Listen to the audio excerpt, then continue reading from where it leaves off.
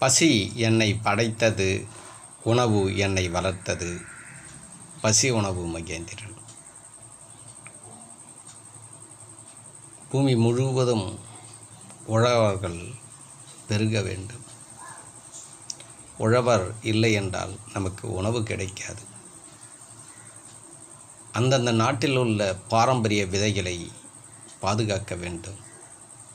என்னங்க ஐயா இன்னைக்கு வித்தியாசமாகுது தலைப்பு. உழவர்களுக்கு முக்கியத்துவம் கொடுங்க.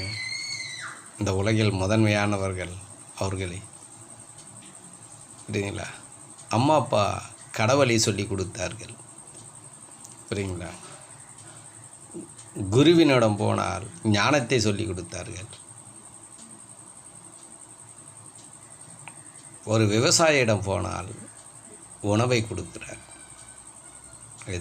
எது நமக்கு தேவை? நீங்கள் சிந்திங்களேன். இது மாதிரிலாம் சிந்திக்கிறீங்களா பாருங்களேன். நீங்கள் எவ்வளோ சிந்திக்கிறீங்க, நீங்கள் எவ்வளோ போன்றீங்க, எவ்வளோ நீங்கள் செய்தாலும் அந்த உண்மையை தேடி வரையும் பாருங்களேன். அந்த பசி உணவு கட்டு அந்த உலகத்தில் யாராவது ஏதாவது பண்ண முடிஞ்சுதா பாருங்களேன். நீங்களே எதுனா ஒரு முயற்சி எடுத்து பாருங்களேன். பசிக்கிட்ட தோக்குறீங்களா இல்லையான்னு பாருங்கள். இனிமேல் பசி தான் ஜெயிக்கும். பசிக்கிட்ட யாருமே ஒன்றும் பண்ண முடியாது. ஆனால் இந்த கல்வி உலகத்தில் இப்படி ஒரு கல்வி வரும்னு எதிர்பார்க்கல. உங்கள் அப்பா அம்மா சொல்லி கொடுத்த கடவுளும் பசிக்கிட்ட ஒன்றும் பண்ண முடியாது.